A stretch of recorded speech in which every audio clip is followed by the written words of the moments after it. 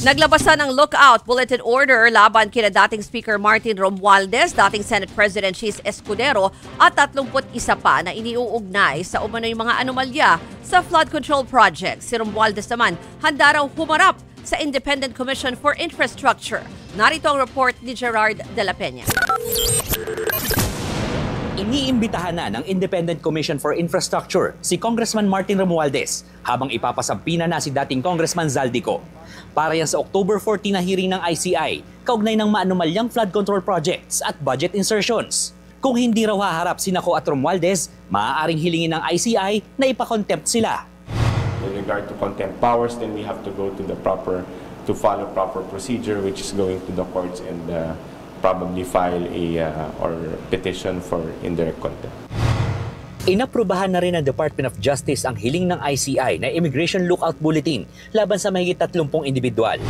Kasama sa ILBO request, sina dating House Speaker Martin Romualdez at mga senador na sina Chis Escudero, Jinggoy Estrada, Joel Villanueva, dating Senator Bong Revilla at Mayor Nancy Binay.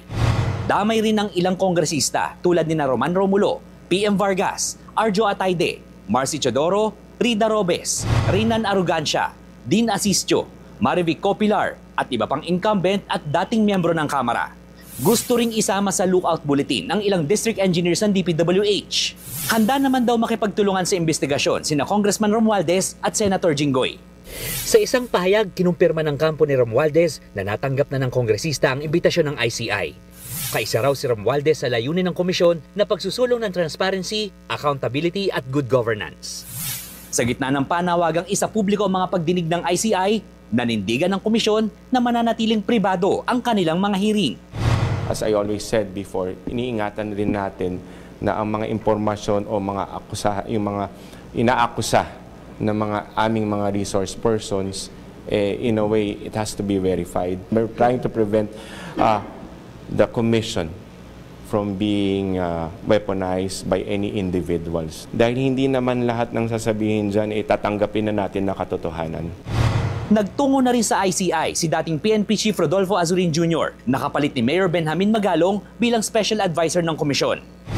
Bukas Huwebes, nakatakdang manumpa si dating PNP Chief Rodolfo Azurin Jr. bago formal na magsimula sa kanyang tungkulin bilang Special Advisor ng ICI. Nanindigan naman ng palasyo na hindi kailangang buwagin ng ICI sa kabila ng pagkakatalaga kay Boying Remulla bilang ombudsman.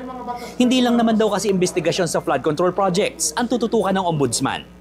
Mas mapapabilis po ang magiging trabaho at pag-iimbestiga ng Ombudsman at ng DOJ kung may kumpleto na pong dokumento na manggagaling sa ICI. Kung tapos na po ang pag-review at nakita meron dapat na sampahan ng kaso, mas mabilis magsasampa ang kaso ang DOJ at ng Ombudsman.